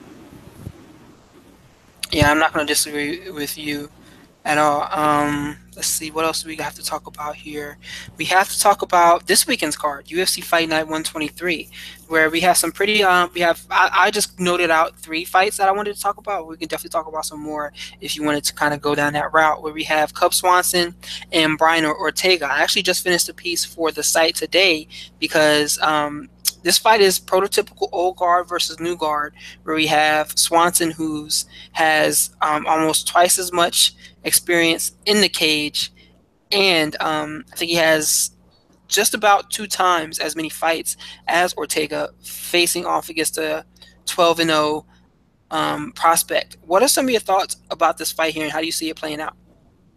It's just a risky fight for Swanson. Swanson's been on a winning streak, but he hasn't looked super dominant. He's looked dynamic, he's looked aggressive, he's looked ready for war, he's looked tough, he's looked like a veteran, but he hasn't just been blowing guys out. All the fights have been competitive, all of them been close, all of them have forced him to go into his bag of tricks to win. Even when he fought Artem Lobov, he won every round after the first one, but the rounds are fairly competitive. He was taking shots, he was getting countered, he wasn't getting the takedowns anytime he wanted. He wasn't getting away from every shot. He wasn't landing every shot. When he fought the Korean Superboy, he was taking as good as he was getting. Ortega isn't the most experienced guy. He's not the most well-rounded guy, but what he is a guy who knows how to win and knows how to win in the most pressure-filled situations. And he's fighting a guy against Cub Swanson, who, as good as he is and as talented as he is, he's physically declining. And even when he was at his peak, he had openings. But before, his dynamic athleticism and his creative offense covered those openings. They made people too hesitant to takedowns or submissions. But now he's not as his creativity is kind of limited because he can't maintain that explosive pace all the time. And also, he's not quite as fast as he used to be. He doesn't take a shot as well as he used to be, and he doesn't deliver a shot as well as he used to. He's giving guys opportunities that they wouldn't have got from him 2 or 3 years ago, and now he's fighting against a guy who though he's not dangerous every minute of the fight, he's dangerous from beginning to end. If Swanson loses a step, Swanson loses focus. He over pursues, he overextends. He's gonna get finished and finish in dynamic fashion. And even if he fights a smart fight, there's no guarantee that Swanson makes it through this clean. And that's my concern. He's not the guy he used to be. And the simple fact that he's trying to cash out this late in the game tells me that he has to know the writings on the wall. It's a really dangerous fight for him because he's trying to stay in that title shot area where maybe he can get a rematch with Holloway, but he needs to look. He needs to have a spectacular win to even have a shot at getting that. And I don't think that when he fights Ortega that he's going to dominate or win in spectacular fashion. So there's a lot riding on the table for him, and this is no worse than a 50-50 fight because Cub isn't who he used to be. He's not as dynamic as he used to be, and he's facing a guy whose specialty is last second pressure filled pull out wins. And and Swanson's been giving guys chances. Nobody would have thought Artem Lobov would have taken him down and landed a lot of shots on him. 2 years ago, he would have mopped the floor of the Korean Superboy. This 2 years later, it's life and death struggle. And he can talk about I had fun. It was the best time of my life. I proved what I'm about. The fact of the matter is, against a guy who's really a fringe top 15 contender, you went life and death with him. And I against the elite mean, guys, you haven't looked spectacular at all. He faced Frankie Edgar. Frankie Edgar beat him up and choked him out. He faced Max Holloway. If I recall correctly, Max Holloway beat him up and choked him out. Cub Swanson hasn't shown himself to be an elite fighter. He's shown himself to be a guy who's better than the rest of the fighters in the division. He hasn't shown himself to be elite, and time is running out on him. yeah, I'm really interested in this fight here, especially the outcome, because I think Swanson still has some value. And man, you're right about that fight with Doho Troy. They were knocking years off of each other's life as each round went by. So I'm interested in seeing how this fight breaks out. I'm Ortega's a favorite right now. I saw him at minus 115 and minus 112. So I'm interested in seeing what's next for him. But we'll have to kind of see because I think that this is an opportunity for both men to kind of get to the next level here. And Ortega's trying to crack through to the top and defeating someone that's such highly ranked as Swanson is a way to go. Yeah, if Ortega wins, it's actually better for the division because, like I said, Swanson's already been beaten by Aldo. Swanson's already been beaten by Holloway and Edgar, and decisively so. Everybody's already seen those fights. We've seen that when it comes to beating the elite, Swanson hasn't been able to do it. So you have Ortega in there, and Ortega beats somebody who's a fringe elite kind of guy. That establishes Ortega and puts him in the driver's seats for a possible title fight, and that would be a new matchup we haven't seen. The only fights we haven't seen with Holloway are Edgar and Ortega, and since Edgar's injured and Ortega's kind of a young, exciting person, he might, if he wins in an exciting enough fashion, he might step in front of Edgar, and that would be good to have two young and upcoming guys fighting for the title. But you know, Swanson beats Ortega. I don't necessarily know that puts him in the title fight because of the way he lost last time. So for the betterment of the division, it'd be best if Ortega wins. Swanson winning, no matter how he wins, it's just not good for the division. The division needs to move forward, and they can't do that if you have a bunch of guys who are on the decline still running the top of the division. Yeah, I mean, I'm not going to disagree with you there at all on that part. What else from this event kind of stands out to you? I looked at the Knight versus Benitez fight. That Sterling versus Morales fight is also very important to me because I think that that's going to be another win for Marlon. Let's talk about that fight second. Talk to me about Knight versus Benitez first, because to be honest with you, I'm not too familiar with either one of these guys at this time. Well, Knight's the guy who everybody feels has a chance for stardom. He's kind of got a small following because of his kind of country slash redneck kind of vibe, and a lot of people seem to buy into it. They call him the Hick Diaz. He's got really good ground skills. He's very aggressive. He's very aggressive. He likes to go for finishes. He likes to get position. He likes to punish guys, and he likes to finish guys. The thing that separates him mostly is he's so willing to engage on the feet. He's not the most technical fighter, but he's a guy who's a high contact, high pace, high volume type fighter. He's very physical. He's very punishing. He likes to break guys down. This is a fight. It's a competitive fight, but it's a fight they want Knight to win. Knight's a guy who has sort of a Q rating that's coming on. He's a guy with exciting style, and he's a guy I think they believe can be a top contender and an action kind of fighter that draws in casual fans and already has the support of the hardcore fans because he's shown the theory that hardcore fans look for. He's not just kind of style over substance. He's got substance, but he also has the kind of a, if you want to call it a shtick or an act, that kind of gets him over with the casual fans. So I'm thinking they want Knight to win this fight, and they're hoping that the difference is going to be Knight's physicality, his pace, and his finishing ability is going to take him to a kind of a rebuilding win over Benitez. They needed a guy who's tough, who's got the potential to beat him, but a guy who's essentially there to give the impression of fighting a legitimate, dangerous fighter, so that when Knight beats him, you can kind of put him right back on the fast track, saying he beat this guy who was a young guy who's a dangerous guy, and he's ready to take the next step forward, possibly heading towards another elite fighter. So before we move on, I want to say we have a special guest on the show today. I just realized that boss man Michael Ford has joined us. How are you doing there? Say happy belated birthday as well. Oh, thanks, guys. Thanks for having me on the show. I'm glad to be here.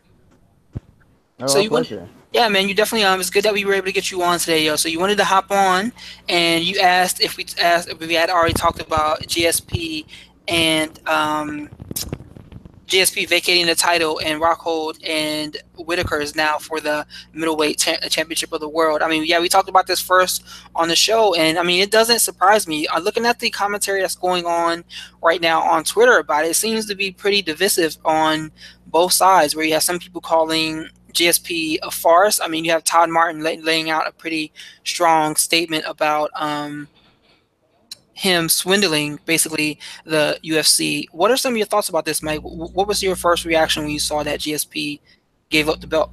I mean, to be honest, my main thought was that I wasn't surprised. I mean, I felt like he was only coming back for the combination of the payday and the fact that he saw something in Bisping that he felt like he could exploit in order to build his name as as an all-time great. I mean, I never actually thought that he had long-term ambitions on holding the belt, and I thought it was a smart move that he didn't even talk about the possibility of fighting Whitaker in the post fight. I always figured that he was here for the money fights, and I figured that this was an eventuality, and it was good that he just kind of went ahead and vacated the belt rather than pretend that he was preparing for this kind of fight. I think it's good for Whitaker. I think it's good for the division that they can move forward without GSP as kind of a pretender. I mean, he won the title, and that's a great win, and it was a great feel good moment. But he's not a full time middleweight. He's not even really a full time fighter.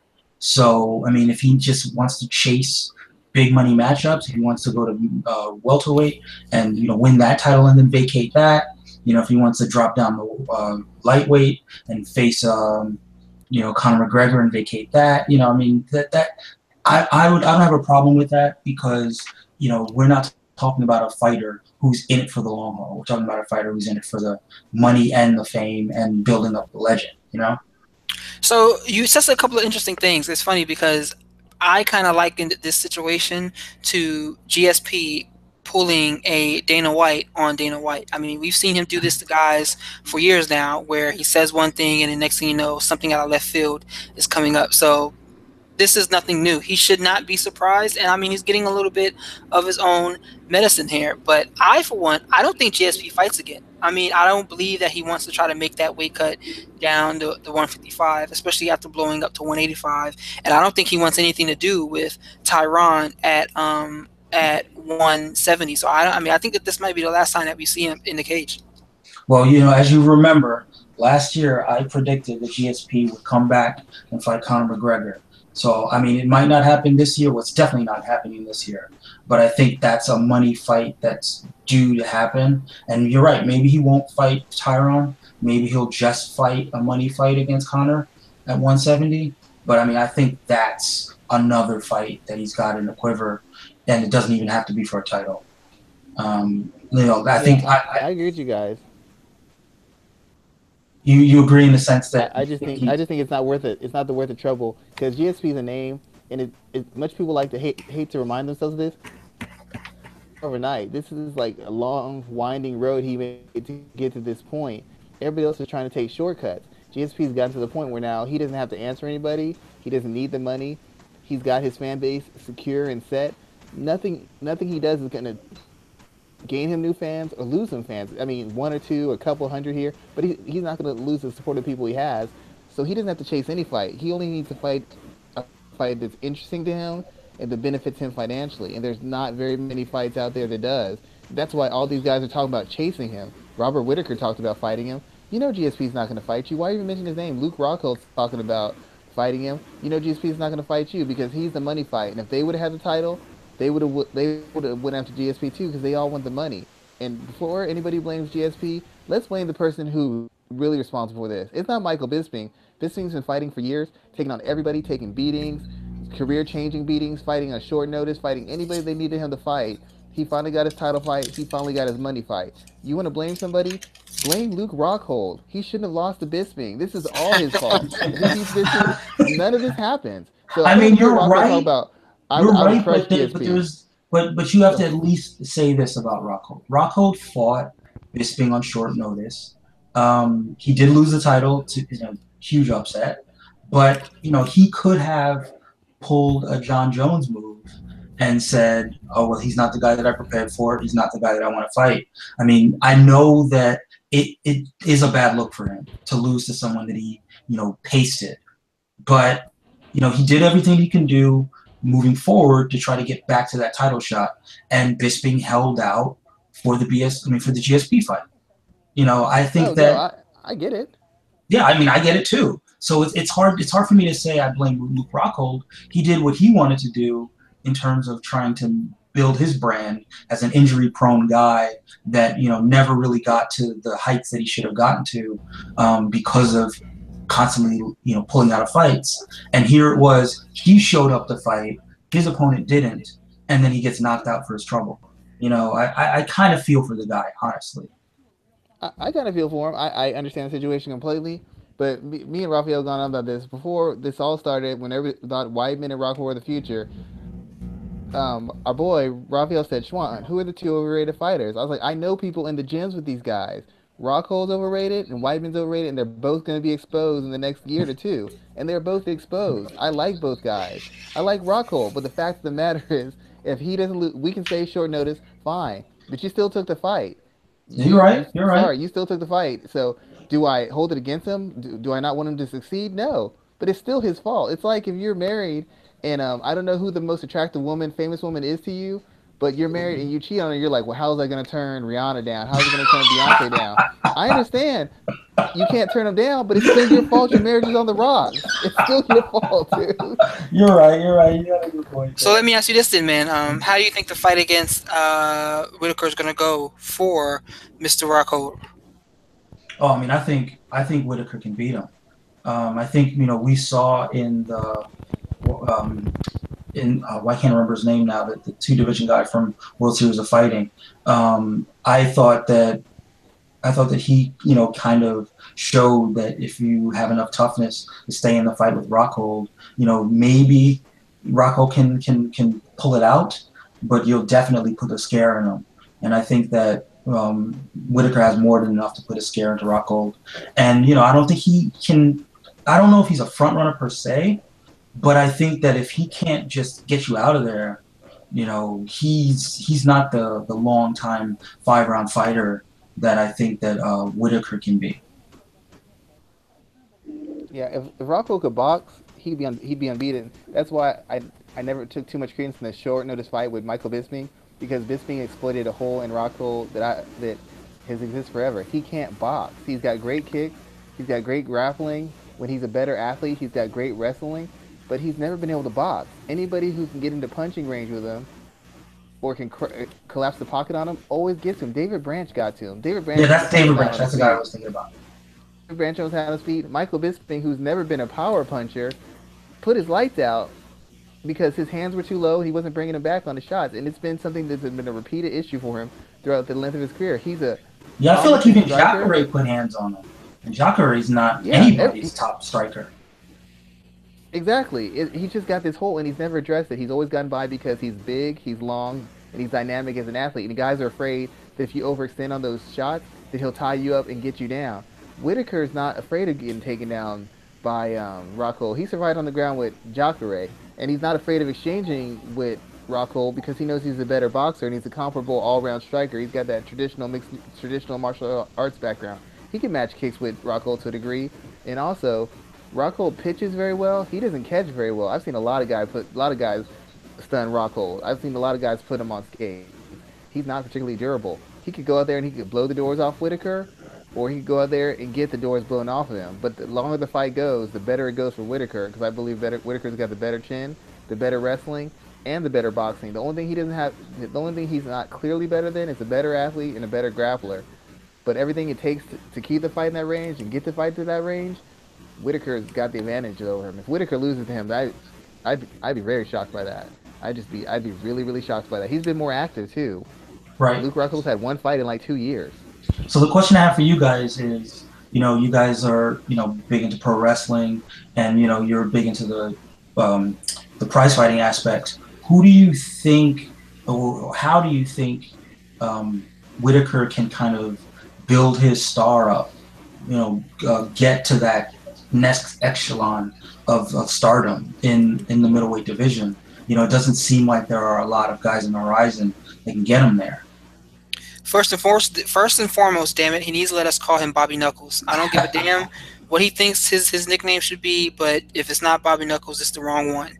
Um, but honestly, I think he needs to be active right now. He's coming off of that injury that he faced in that fight against Yoel Romero, and so he's getting back into the cage. If he's active and he continues to win, then I think that's one part of it. I want to see more of his personality. Now that does not mean be an asshole out in the public, but I definitely want to learn more about him as a man. I mean, being a minority from Australia, I think he's from Australia, right? Yeah, I believe Yeah. so. Yeah. So being a minority from Australia, I would be interested to learn more about him as a person. Let me look real quick about his background because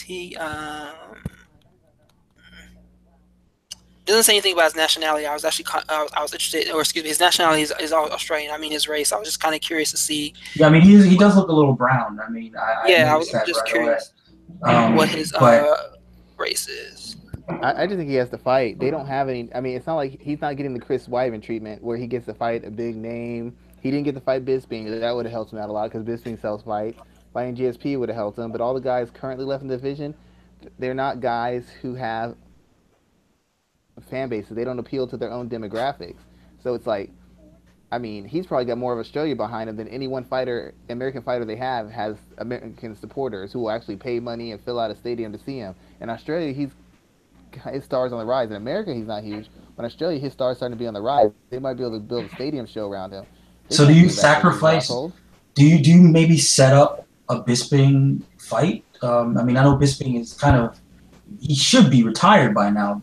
Especially after what happened with Gastelum. But if you want to do a UK versus Australia stadium show, I mean, that seems like the kind of thing that could be pulled off if Bisping were to win his next fight. I don't know who they had slated for him as kind of a gimme fight. I know Gastelum was Yeah, out there because who actually has the win, but nobody's checking for Gastelum really. no. Gastelum hasn't beaten anybody but old men. He's taking the Chris Weidman route to the title, beating up a bunch of old guys and saying he's the best. There's just Yeah, honestly, I just think he's got to keep on winning. I don't know anybody who's got enough of a fan base that if he beats him, he could, even Bisping at this point. Bisping being finished by Gastelum, he got beat up by GSP. He was already looking kind of shoddy against Dan Henderson. There's nobody who, if he beats, instantly puts him in that stratosphere as far as even the attention because Whitaker is considered a favorite. He's almost like Max Holloway that he's beaten so many very good guys or top guys in the division. It's hard to even consider anybody being a favorite against them. He beat Romero. He beat Brunson. He's beat a bunch of other guys. He beat Jacare. The top three guys, top three of the four guys in the division, he's already beat him. He's the only guy he hasn't beaten in the division who's the top guy is himself. I right. mean, beating Weidman, none of these guys are star making kind of guys. He's kind of just stuck. He's going to have to do it the hard way. He's going to have to go out, do interviews, meet people, shake hands, and keep winning fights. I mean, there's no shortcut for him. There's shortcuts for other guys, but there's no shortcuts for him. Yeah, it's kind of sad. I mean, because I think that winning fights only get you but so far, especially in the modern landscape where there's so many fights on TV. It's so easy to get lost in the shuffle. I mean, we don't have Tough really as a platform that people pay a lot of attention to. I mean, I could even tell you the last time I watched even a minute of Tough. They don't do that UFC primetime thing that they used to do where they could really deep dive on the fighters' backgrounds and personalities. I don't even know how a modern fighter gets over. I mean, I don't know how much you guys talked about Holloway, but I kind of think about the same thing with Holloway. He's already in a lot of ways emptied out the division. So now, who's really on the slate as a potential opponent for him that raises the intrigue level? I mean, and worse still with Whitaker. I mean, middleweight's never really been the deepest of divisions. They had a little bit of depth for a little bit, but then guys lost to Whitaker, and that's the end of that. Yeah, I mean, he's essentially talked himself into a position where he's a favorite, so that's not exciting. And none of the guys have. I mean, like if Anderson Silva could have put some wins together, but now he's out with drugs. Basically, the most popular middleweight of all time, maybe number two, would have been GSP. And GSP only had one fight at middleweight. He's probably the second or first most popular middleweight. That was the fight that could have given him that crossover appeal. None of I these other mean, guys, Raph, I know you they're don't no want to longer have hear it. it. I know you don't want to hear it, but maybe he does need to be an asshole. Maybe he just needs to be like, I'm the champ, nobody can beat me, and just hope that he ruffles enough feathers that people can kind of buy into the idea that all their hopes and dreams into knocking off this cocky Australian. Because I don't see a lot of people on the horizon that people are gonna kind of get behind as a threat. Well, also, it's something me and Raphael talk about. He's going to have to work hard, not just when he fights. Because I've told Raphael this, and I've told fighters this, I've told their camps this. The reason your fighter's not a bigger star is because they're lazy. They keep talking about the UFC doesn't push me. Conor McGregor pushed himself. Ronda Rousey pushed herself. Nate Diaz and Nick Diaz created their own movement. GSP created his own movement. All It's the true. UFC does is give you a platform. If It's you want true. to be a bigger star, be like Uriah Faber. Shake every hand, do every podcast, do every interview, and market, market, market. That's what you have to do. And these guys don't want to do it. They want to be martial artists, which is fine.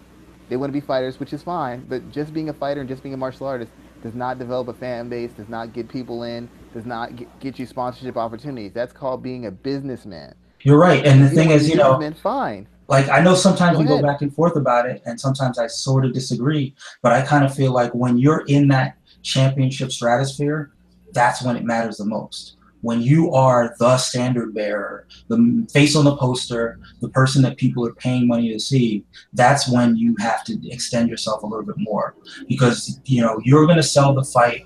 Sure, you're going to have opponents, then the B side, but people have to care about your story and they're going to have to care about your long-term prospects and either seeing you win or seeing you lose.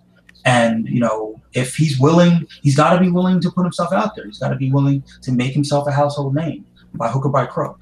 It, it, And it's kind of a play on the 50 Cent thing. He goes, everybody wants to have my fame. Nobody wants to get shot nine times. Connor said the same thing. Ronda said, everybody wants to be the champ, but nobody wants these championship responsibilities. You don't want to have to go on the world tour. Mayweather says the same thing. Everybody wants to be me, but nobody wants to do every single interview. Nobody wants to have the cameras following them. Nobody wants to say the statements, get in front of the camera. Nobody wants to have to constantly put on the show. They just want the money. They think being the best boxer gets you. Being the best boxer, being the best athlete has never gotten you that. Peyton Manning was not the best quarterback for years. Why was he the highest paid one with all the commercials? Because he went out there and he got that for himself. There's been right, lots of guys who have been in the best NBA. They're bigger stars than certain people. And it's the same thing with fighting. You have to take your business career the same as your fighting career, and you have to accept that one, you may not be a superstar. So the only other thing you do is you maximize the charisma and the star potential you have. And most guys just don't maximize it. They just want to. I just want to do my fight. I don't do all that talking. Okay then, don't be mad when you don't get Connor's paycheck. Don't get mad when you don't get Chael's paycheck. You know what you have to do. You have to do more. You don't want to do more. Just be a martial artist. Get your little 8 to show or 58 to show, 100 to show, and 100 to win, and keep it moving. You're still getting or paid better than the average person. do like I said before, get yourself a manager and have that manager build up the heat for you. Pay somebody a little bit of money to go out there and do all the interviews on your behalf and get your name out there. If you really want to That's be, what it comes you down know, to. if you really want to I be want that just the represent. I want to strongest set a out good there, example for my kids. Set the good example, but don't talk about the money. You set your example. You made your kids wealthier by setting a good example, but you didn't put any more money in their pocket. you're She right. made. You're It is. saying I'm they not trying should to be be like, mean. It's just. It's. They all say that, and it's a choice you make. I don't want to be like Connor. Cool. Then you just said you don't want a certain kind of money. Be happy with what you Right. get. You don't want Even Connor's Demetrius checks then. Johnson. He goes, "Oh, I don't get the credit. You get the credit, Demetrius. What you don't get is the money. That's what you're complaining about."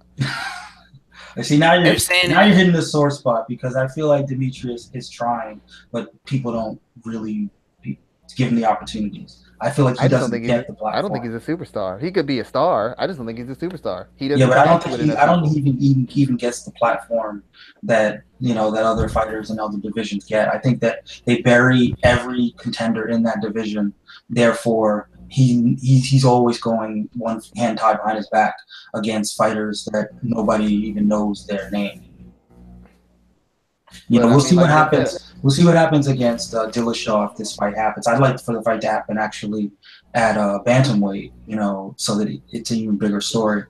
But we'll you see. know what ticked me off about DJ? He made me have to agree with Dana White because Dana said you. It's like you tell your boss you want a raise. Your boss says I want A, B, C, D, and E. You say I don't want to do none of that. I just want you to give me a raise.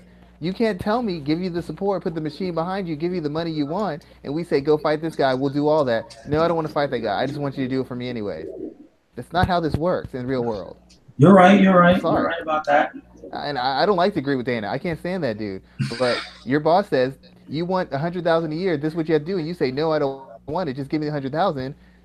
That is like no negotiation in Israel negotiations. Exactly. so we've gone almost 2 hours tonight, so we've had definitely had some interesting conversation about the state of where MMA is right now. So let's talk about what we're working on this week. Schwan, why don't you let us know what you're working on for MMA ratings this coming up?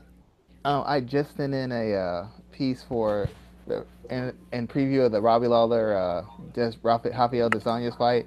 It's kind of like a do's and don'ts edition.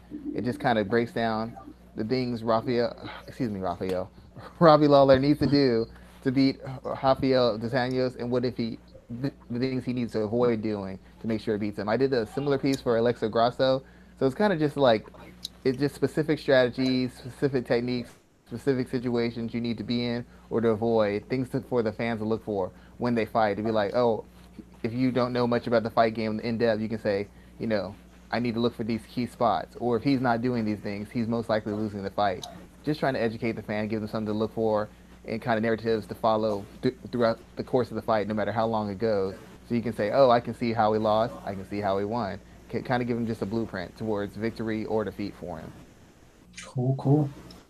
Awesome there, man. I always appreciate your work on that. So let's also, Raphael, no, you gotta advertise what you got yeah, man. going. So what I just the Jose Aldo piece just came out today, I believe today, or yesterday. So that's definitely going around there. I just uploaded a piece about Brian Ortega and Cub Swanson. I think that's going to be a hell of a fight this weekend. Those are the main two pieces I have. Obviously, we got the show tonight. I may get something else out too about the Aljamain Sterling fight, but we have quite a bit going on, man. It's going to be a crazy busy weekend because we got a big boxing match this weekend as well too. Oh, what's the big boxing match? Oh, Lomachenko, he's fighting. Okay. It's not a sexy fight. It's just two gold medalists, two guys who are the best, previously the best amateur boxers, pretty much in the history of amateur boxing, and guys who are considered the best technicians in boxing. So they're finally fighting. It's not considered to be an exciting fight, but as far as like world class experience, amateur and professional, it's probably one of the best technical athletic matchups you can have. Like as far as we're talking about skills on both sides. Okay. So it's kind of a it's kind of fight everybody's been looking forward to. I don't know that it'll be an exciting fight, but when you talk about legitimate skills, you're like, you probably can't name two or three other fighters in the past 10 years with a better overall skill set when you have two fighters with comparable skill sets of that level. Well, I may try to write something this weekend if I have a little time. I may try to talk about what the impending Fox deal with Disney, the effect that it might have on the Fox potential deal with the UFC. I've been That would be kicking around interesting. some I ideas, would really interested to see that myself. but I need to do a little bit more research before I put pen to paper, so to speak. Good stuff, man. That's definitely going to be Oh yeah, good to guys, watch. I just wanted to apologize. Sometimes it's come to my attention that at times when I'm talking to people who might be guests on our show, as far as fighters, sometimes they get very sensitive about certain articles written in assessments of their fights, even if it's right or wrong. They get offended by it because they don't want to Well, be told that Well, you know what they really need to do? they're the They greatest. need to share those articles and have their followers on social media respond to you guys on social media and hit up the site, of course. Go to sign up, respond on those articles with their usernames. And, you guys will be glad to debate every fan of every fighter that gets a little bit nervous or a little bit sensitive about what you've written about him. I think that would be great for MMA ratings and great for the discourse. I've been trying to do it. I told Rafael a couple. It was actually a couple weeks ago. Me and Danny Castillo got into it because he felt offended that I was commenting on fights in the manner that I commented on. I'm like, dude, I work with fighters. Like they call me for this. They call like professional ranked top fighters call me for my opinion. But you never fought, bro. You don't know what you're talking about, bro. Like it was. I tried to get him on the show and he flipped on me. So you No, well, know, that's unfortunate. Keep trying to get people on the show. I mean, I'm a big fan of the podcast.